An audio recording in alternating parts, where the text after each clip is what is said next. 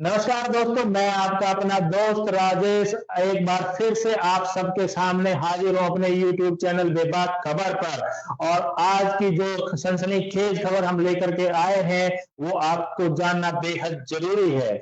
हाँ जी, मैं आपको बता दूं कि बीजेपी की दूसरी सूची भी बाहर आ चुकी है और इस सूची में अब तक जितने नाम हुए हैं कुल मिलाकर के हरियाणा बीजेपी के 55 उम्मीदवारों के नाम फाइनल हो चुके हैं। हाँ जी, 55 उम्मीदवारों के नाम बीजेपी की केंद्रीय चुनाव समिति की बैठक में प्रधानमंत्री मोदी के द्वारा मोहर लगा दी जा चुकी है। कल जो पूरा मंथन चला था दिन भर, जहां पर जेपी नड्डा के घर पर अमित शाह, जेपी नड्डा, मनोहर लाल खट्टर, नायब सिंह सैनी और मोहनलाल बरोदली की मीटिंग में पैनल तैयार किए गए थे। उनमें से कल शाम को 55 लोगों के नाम फाइनल हो गए हैं। उस मीटिंग के बाद भी नायब सिंह सैनी से 20 मिनट अलग से बात की गई प्रधानमंत्री मोदी द्वारा और फिर इन पर मोहर लगा दी गई। अब मैं आपको नाम बताऊं तो पहला नाम जो निकल करके आ रहा है वो परथला से दीपक डागर का आ रहा है। जी हाँ, परथला से दीपक डागर को टिकट मिल चुकी है, उनके नाम पर मोहर लग चुकी है। ये बीजेपी के उपरतला से आने वाले चुनाव में उम्मीदवार होंगे और इनका मुकाबला कांग्रेस के मजबूत उम्मीदवार से होने जा रहा है। संगठन में इनकी काफी पकड़ बताई जाती है। इनकी सोच छवि के कारण, जमीनी स्तर पर अच्छी रिपोर्ट आने के कारण इनकी टिकट फाइनल हुई है। परथला से, जी हाँ, परथला से दीपक डागर को टिकट की फाइनल मोहर लग चुकी है। अब मैं अगला नाम बताऊंगा तो वो आपको होडल से हरेंद्र राम रतन की टिकट फाइनल हो गई है। इनका मुकाबला कांग्रेस के उम्मीदवार, जो कांग्रेस के मौजूदा प्रदेशाध्यक्ष हैं, उदयभान जी से होने जा रहा है। जी, होडल से जो उम्मीदवार हैं बीजेपी के, हरेंद्र राम रतन का सीधा मुकाबला उदयभान सिंह से होगा, जो कांग्रेस का प्रतिनिधित्व करते हैं और मौजूदा समय में कांग्रेस के प्रदेशाध्यक्ष भी हैं। 4 अक्टूबर को पता चलेगा कि किसके हाथ में ये बाजी लगेगी और कौन बाजी में पिछड़ जाएगा। ये सब आपको हम जो बता रहे हैं, इस सब लिस्ट पर पूरी मोहर लग चुकी है। कल रात 11 बजे तक मंथन हुआ, उसके बाद फाइनल मोहर लगी। हालांकि ये लिस्ट होल्ड कर दी गई। इसके भी कारण मैं आपको बताऊंगा कि किस वजह से ये लिस्ट को एक दिन के लिए रोका गया। बीजेपी के गांव से जो अगले उम्मीदवार हैं वो राजेश नागर हैं। जी हाँ, राजेश नागर को गांव विधानसभा से बीजेपी की टिकट मिल चुकी है। इनका मुकाबला तिगांव से ही कांग्रेस के पूर्व विधायक ललित नागर से होने जा रहा है। दोनों ही गुर्जर समाज का प्रतिनिधित्व करते हैं और देखने वाली बात ये होगी कि जीत किसके नसीब में है और 4 अक्टूबर को इसका फैसला हो जाएगा, जब आप 1 अक्टूबर को किसके पक्ष में ज्यादा मतदान करेंगे, इससे आप स्पष्ट कर देंगे कि आप तिगांव से किसको कमान सौंपने जा रहे हैं। अगला उम्मीदवार मैं आपको बताऊं तो बावल विधानसभा से संजय सिंह को टिकट मिल चुकी है। संजय सिंह की टिकट फाइनल हो गई है, जो बावल विधानसभा की जनता का प्रतिनिधित्व करने के लिए चुनावी मैदान में आ गए हैं। इनका मुकाबला भी बावल से जो कांग्रेस के मजबूत कैंडिडेट हैं उनके साथ होने जा रहा है। युवा नेता हैं और अच्छी छवि के कारण इनकी टिकट मिली है। संगठन में पकड़ है और जमीनी स्तर पर काफी मेहनत करते हैं। अब देखना यह है कि उनकी अच्छी पकड़ संगठन के किस काम आती है और कहां तक वो सफल हो पाते हैं। अगला उम्मीदवार मैं आपको बता दूं तो बीजेपी से ही कलायत विधानसभा से कमलेश डांडा, जो मौजूदा विधायक हैं भी हैं और पूर्व में कैबिनेट मंत्री भी रही हैं। ये कमलेश डांडा एक स्वच्छ की नेता मानी जाती हैं और साधारण सभाओं में इनकी स्वच्छ के कारण ही इस पर विश्वास जताया है बीजेपी आलाकमान ने और बीजेपी आलाकमान ने इनके नाम पर मोहर लगा दी है। इनका सीधा मुकाबला कांग्रेस के उम्मीदवार सांसद जयप्रकाश के पुत्र विकास जेपी से होने जा रहा है। एक तरफ युवा नेता है, दूसरी तरफ स्वच्छ की महिला नेत्री है। अब देखना यह है कि जनता किसके पक्ष में अपना फैसला सुनाती है, ये 4 अक्टूबर को पता चलेगा। अगली विधानसभा सीट की बात करें तो कैथल से लीला राम गुज्जर की बात करते हैं। राम गुज्जर पर ही जो मौजूदा विधायक हैं, उन पर ही बीजेपी ने अपना विश्वास जताया है। जी हाँ, कैथल से लीला राम गुज्जर की टिकट फाइनल हो गई है, जिनका मुकाबला कैथल से आदित्य सुरजेवाला के साथ होने जा रहा है। आदित्य सुरजेवाला रणदीप सिंह सुरजेवाला के पुत्र हैं और पहली बार मैं चुनावी मैदान में उतर रहे हैं। एक तरफ सीनियर नेता, दूसरी तरफ युवा नेता बेदाग सही के अपनी पहली बार किस्मत आजमाने जा रहे हैं। देखते हैं कि बाजी किसके हाथ लगती है। 4 अक्टूबर को इस सीट का नाम फाइनल हो जाएगा कि कैथल की जनता किसको पसंद कर रही है। अगली विधानसभा सीट पलवल के बारे में बात करते हैं तो पलवल विधानसभा से गौरव गौतम के नाम पर मोहर लग चुकी है। बीजेपी ने गौरव गौतम को पलवल से उम्मीदवार बताया है और ब्राह्मण समुदाय का प्रतिनिधित्व करते हैं। देखने वाली बात है कि युवा नेता हैं, युवा मोर्चा में काफी सक्रिय रहे हैं। इनकी सक्रियता जमीनी स्तर पर कितनी है और पलवल की जनता इनके साथ क्या करती है, इनका मुकाबला पलवल के कांग्रेसी नेता, सीनियर कांग्रेसी नेता करण सिंह दलाल से होने जा रहा है। देखते हैं कि करण सिंह दलाल को पटकनी देने में कामयाब हो पाते हैं या मायूसी हाथ लगेगी, ये 4 अक्टूबर को पता चलेगा दोस्तों। कल ये सारी टिकटें कल रात के 11 बजे तक प्रधानमंत्री मोदी की अध्यक्षता में हुई बैठक में फाइनल हुई हैं। हालांकि ये टिकटें अभी जारी नहीं की गई हैं, लिस्ट फाइनल हो गई है क्योंकि 1 सितंबर को अमित शाह की रैली है, जींद में रैली करने वाले हैं। उनको डर है कि टिकट जारी होने की एवज में कहीं बगावती शोर देखने को ना मिले और इसका असर नकारात्मक रूप से रैली पर ना पड़े, ये देखने वाली बात है। इसी वजह से एक दिन के लिए ये टिकट सूची जो है ये होल्ड पर कर दी गई है, लेकिन ये जितने भी नाम हम बता रहे हैं ये सब फाइनल हो चुके हैं। करनाल से जो बीजेपी के उम्मीदवार हैं वो जगमोहन हैं। जगमोहन के ऊपर उन्होंने अपना मोहर लगा दी है क्योंकि करनाल से मुख्यमंत्री नायब सिंह सैनी अपनी सीट छोड़ रहे हैं और वो लाडवा से लड़ने जा रहे हैं। उनके नाम पर लाडवा से मोहर लग चुकी है। ये भी युवा मोर्चा को प्रतिनिधित्व करते हैं और नायब सिंह सैनी की जगह अब मनोहर लाल खट्टर के चहेते जगमोहन को टिकट मिल चुकी है। इनका मुकाबला करनाल से कांग्रेसी उम्मीदवार सरदार त्रिलोचन सिंह से होने जा रहा है। हालांकि दावेदारी में सुनीता सिंह भी थी जो पूर्व विधायक रही है। अब देखना यह है कि मुकाबला त्रिकोणीय होगा या द्विकोणीय में ही पटकनी देने का काम करेंगे। पंजाबी समुदाय का काफी उत्सव है। अब देखना यह है कि करनाल की जनता किसके ऊपर अपना विश्वास जताएगी और किसको विजयी बनाएगी।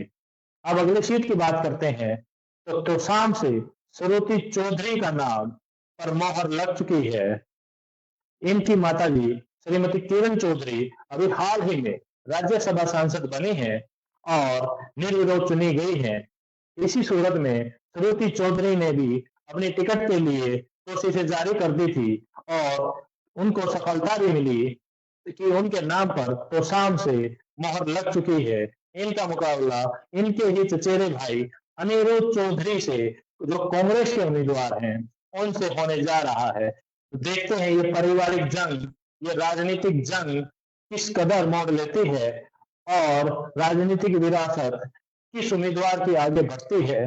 ये 4 अक्टूबर को तो शाम की जनता फैसला कर देगी। ये सारे नाम आपके चिरपरिचित हैं और इन चिरपरिचित नामों में मजबूती से कौन जीता उम्मीदवार है ये आने वाले समय में पता चलेगा। अब मैं जींद से बात करता हूं तो जींद से भी डॉक्टर कृष्ण मिड्डा की उम्मीदवारिता पर फाइनल मोहर लग चुकी है। जो मौजूदा विधायक भी हैं, पिछले उपचुनाव में पहली बार वो विधायक बने थे, उसके बाद फिर वो 2019 में विधायक चुने गए और अब तीसरी बार वो मैदान में हैं। अब इनका मुकाबला जो कांग्रेस उम्मीदवार प्रमोद सहवाग हैं, उनसे होने जा रहा है। दोनों ही युवा हैं, दोनों ही सक्रिय हैं, जनता के बीच में रहते हैं। अब देखना यह है कि जिन हल्के की जनता तीसरी बार कृष्ण मिड्डा को विजयी बनाएगी या अब की बार बदलाव के मूड में वो किसी दूसरे उम्मीदवार के नाम पर मोहर लगाएगी। ये सब हमें 4 अक्टूबर को पता चल जाएगा। हिसार से बात करते हैं तो हिसार से कमल गुप्ता के नाम पर मोहर लग गई है। ये स्वास्थ्य मंत्री रहे हैं, हालांकि सावित्री जिंदल के साथ काफी इनका मुकाबला देखने को मिल रहा था, टिकटों पर मारामारी थी, लेकिन आखिर में स्वास्थ्य मंत्री जो मौजूदा स्वास्थ्य मंत्री हैं, उनके कमल गुप्ता के नाम पर मोहर लग चुकी है। अब हिसार की जनता बजरंग दास गरग को, जो कांग्रेस के उम्मीदवार हैं, उन पर विश्वास जताएगी या कमल गुप्ता को दोबारा से विधायक बनाएगी, ये सब जनता तय करेगी और 1 तारीख को इनके भविष्य का फैसला वीवीपैट में बंद कर देगी। जी हाँ, अब तक मैंने आपको जितने भी नाम बताए, इन सब पर फाइनल मोहर लग चुकी है। अब मैं आपको बता दूं, आदमपुर से भव्य बिश्नोई का भी नाम फाइनल हो गया है। हालांकि कुलदीप बिश्नोई इस बार विधानसभा चुनाव नहीं लड़ रहे हैं, तो उन्हीं की एवज में आदमपुर से जो अभी मौजूदा विधायक हैं भव्य बिश्नोई, उनका ही नाम फाइनल हुआ है। उनको ही टिकट बीजेपी ने दे दी है। अब मैं बात बता दूं, कुलदीप बिश्नोई ने अपने अलावा 3 और टिकटें दावा किया था कि बीजेपी हाईकमान से मांग करी थी कि इनके अलावा उनको 3 टिकटें दी जाए। ये जो पहली लिस्ट में नाम आया है, ये भव्य बिश्नोई का ही नाम आया है। अब देखना यह है कि उनका जो और बाकी बची सीटों का दावा किस हद तक सफल हो पाता है कि उनको वो 2 टिकटें और मिलेंगी या एक ही टिकट से संतोष करना पड़ेगा। आप यदि देखेंगे तो इसमें बहुत से मंत्रियों की टिकट भी कट चुकी है, मंत्रियों की टिकट कट गई है, सांसदों को टिकट कट गई है, पुराने सांसदों का विरोध हो रहा है। मैं ताजा घटनाक्रम में बता दूं कि गोहाना से डॉक्टर अरविंद शर्मा, जो अभी हाल ही में लोकसभा प्रत्याशी रहे हैं, 4 लाख के करीब हार का सामना करना पड़ा। उनका काफी ज्यादा विरोध गोहाना में किया गया और उनका पुतला भी फूका गया कि वहां से किसी भी बाहरी उम्मीदवार को टिकट नहीं दी जाए, नहीं तो उनकी हार तय है और बीजेपी का विरोध जारी रहेगा। ऐसा ही कुछ विरोध प्रदर्शन सांसद की पूर्व सिरसा की पूर्व लोकसभा सांसद श्रीमती सुनीता दुग्गल का भी हुआ, जो रतिया विधानसभा से चुनाव लड़ना चाह रही हैं। वहां की हल्के की जनता, वहां के पूर्व जिला अध्यक्ष, मौजूदा जिला अध्यक्ष ने पत्र लिख करके बकायदा इसका विरोध किया है कि यहाँ से इस नतीजे से यहाँ के हल्के के कार्यकर्ताओं में मायूसी है, नाराजगी है, इसका खामियाजा चुनाव में देखने को मिलेगा। तो इसलिए यहाँ से लोकसभा सांसद को, जो पूर्व में लोकसभा सांसद रही हैं, सुनीता दुग्गल को टिकट ना दिया जाए। इसी तरीके से बीजेपी में कुछ समय पहले ही शामिल हुए अशोक तंवर, पूर्व सांसद, बीजेपी के पूर्व प्रत्याशी जो सिरसा लोकसभा से थे, हार का सामना करना पड़ा था, उनका भी नरवाना में काफी ज्यादा विरोध हुआ है।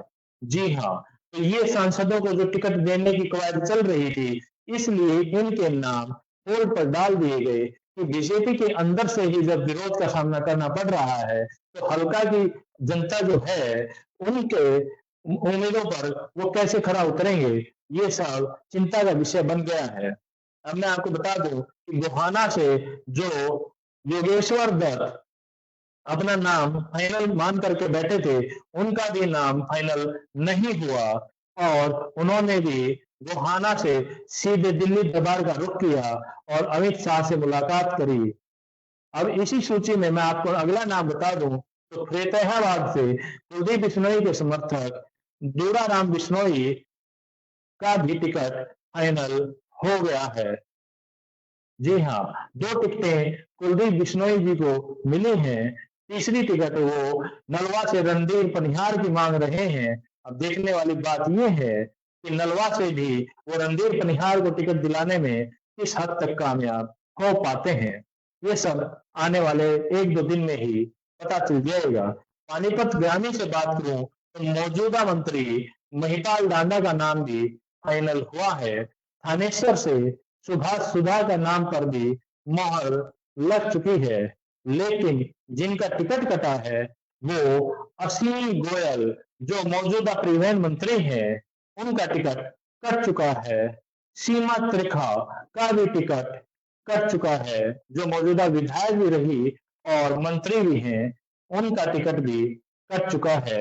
बीजेपी आलाकमान ने उन पर विश्वास नहीं जताया है। ग्राउंड रिपोर्ट के नतीजे देखने के बाद उनकी टिकट काट दी गई है।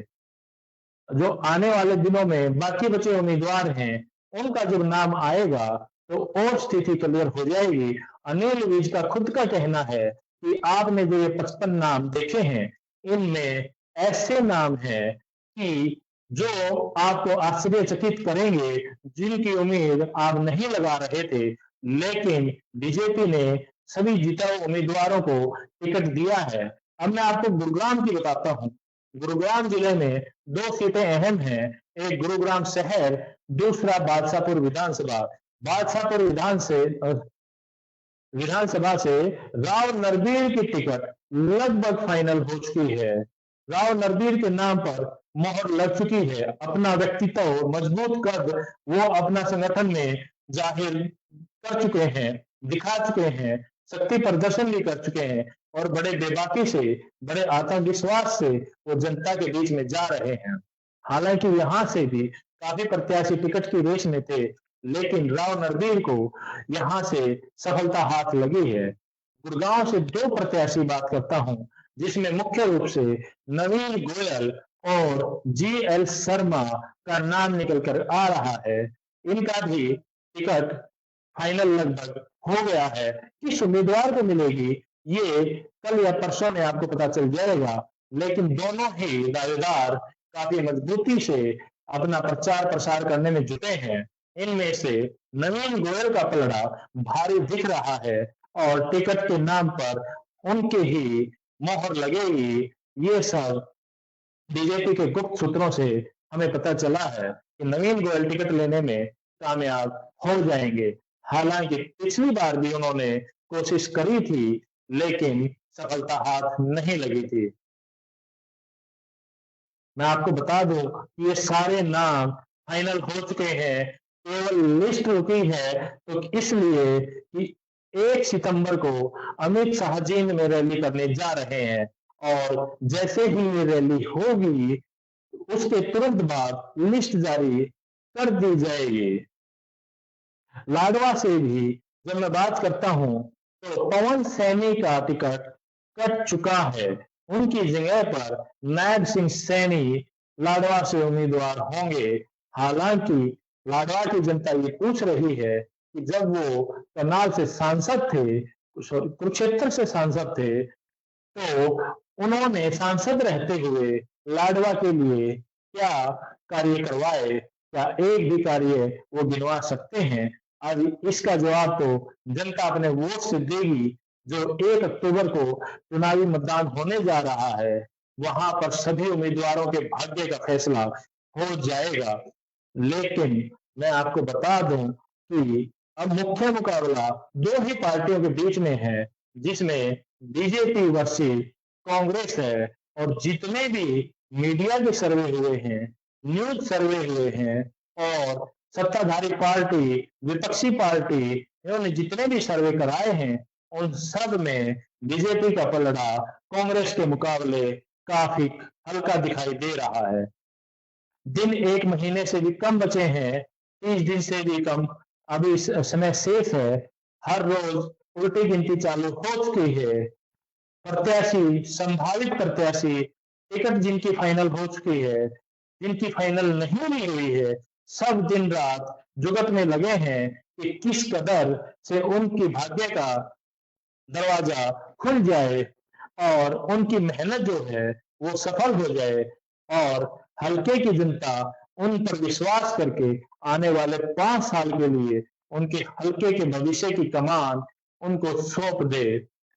सभी प्रत्याशी, कुछ प्रत्याशी निर्दलीय भी खड़े हो रहे हैं और जो जेजेपी है, एआईएनएलडी है, आम आदमी पार्टी है, ये सब अपनी सीटें बाद में जारी करेंगे कि जो बीजेपी और कांग्रेस से बगावत करके जिनको वहां पर टिकट नहीं मिलेगी और जिताऊ उम्मीदवार होने की पूरी संभावना होगी, उनको वो टिकट देने का काम करेंगे।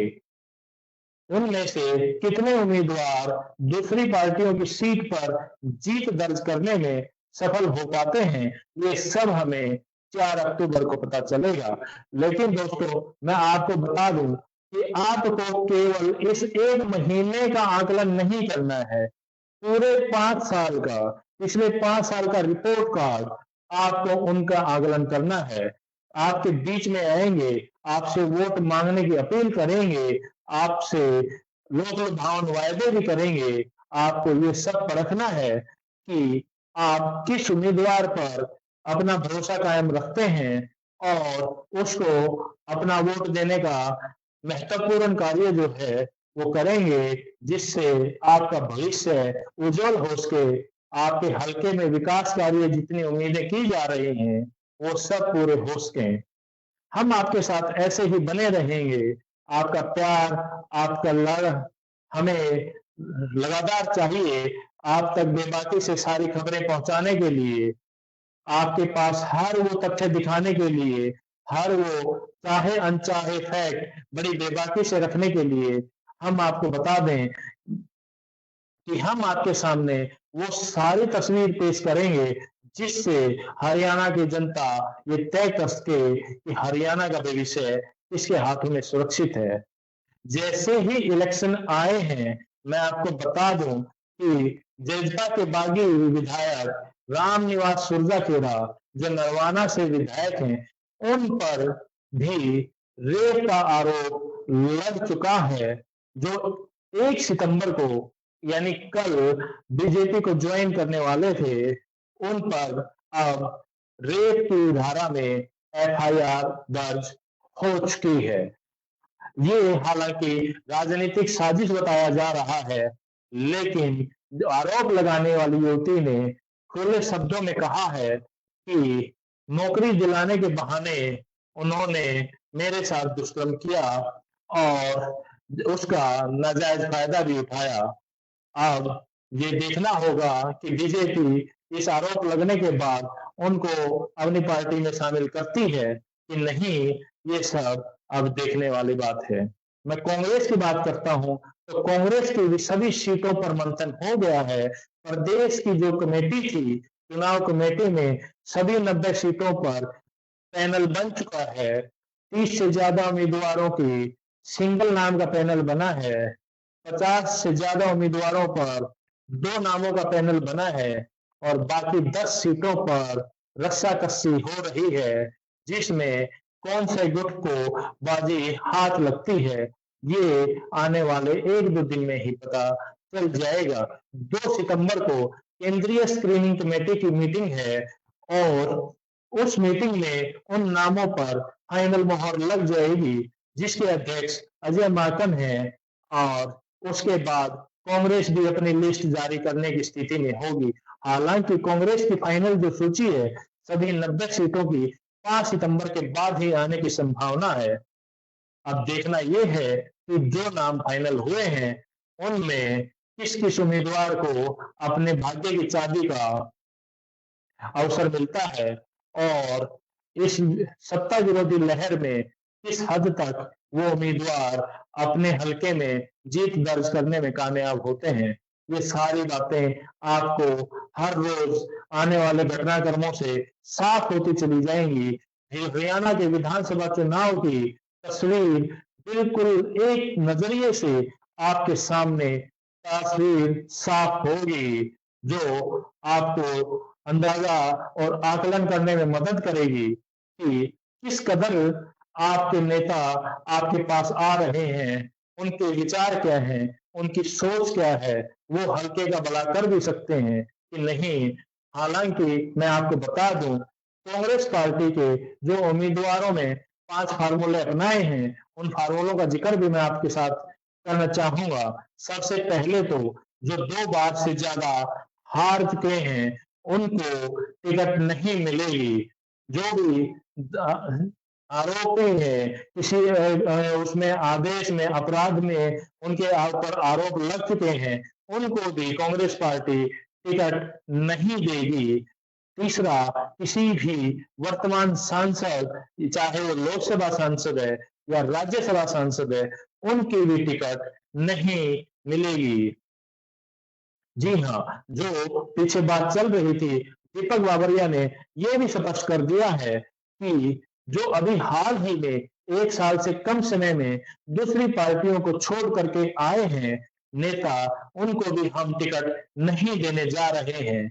इसी मुद्दे पर मैं आपको एक सनसनीखेज ब्रेकिंग न्यूज आपको देने जा रहा हूं कि कल जब देवेंद्र सिंह बबली दीपक बाबरिया के आवास पर आखिरी पंक्ति की लाइन में टिकट मांगते हुए देखे गए थे, तो उससे ये कयास लगाए जा रहे थे कि देवेंद्र सिंह बबली शैलजा समर्थक होने की वजह से सीधा दीपक बाबरिया के घर पहुंचे हैं और उनसे टिकट मांग रहे हैं। आज इस वक्तव्य पर उन्होंने स्पष्ट कर दिया कि हाँ, देवेंद्र बबली जरूर टिकट मांगने आए थे, लेकिन मैंने उनको मना कर दिया क्योंकि वो अभी पार्टी के सदस्य भी नहीं है और कांग्रेस पार्टी अपनी पार्टी के सदस्यों को ही टिकट देने का काम करेगी। जिसने जो वफादार सदस्य हैं, जो मौका परस्त नहीं है, उनको और जिताओ उम्मीदवार, चाहे वो मौजूदा विधायक हैं या युवा नेता हैं, मेहनत कश नेता हैं, उनको ही टिकट मिलेगी। विधायक हो या ना हो, वो जरूरी नहीं है। मैं आपको बता दूं, 30 से ज्यादा मौजूदा विधायकों में से 17 से 18 विधायकों की टिकट ही फाइनल हुई है। बाकी के विधायकों की टिकट कटने के पूरे आसार हैं। ये सारी चीजें मैं आपको बता रहा हूं, जो अभी तक कंफर्म हो गई हैं। आने वाले दिनों में स्थिति और स्पष्ट हो जाएगी। हम आपको पल पल के लिए ये सारी चीजें बताते रहेंगे। आपके सामने वो ताजा तरीन खबरें, सनसनीखेज खबरें, ब्रेकिंग न्यूज के साथ आपके सामने हाजिर होते रहेंगे। आप अपना प्यार यूं ही बनाए रहिए। हमारे चैनल को लाइक कीजिए, सब्सक्राइब कीजिए और हमारे साथ बने रहिए। तब तक के लिए जय हिंद, जय हरियाणा, जय भारत।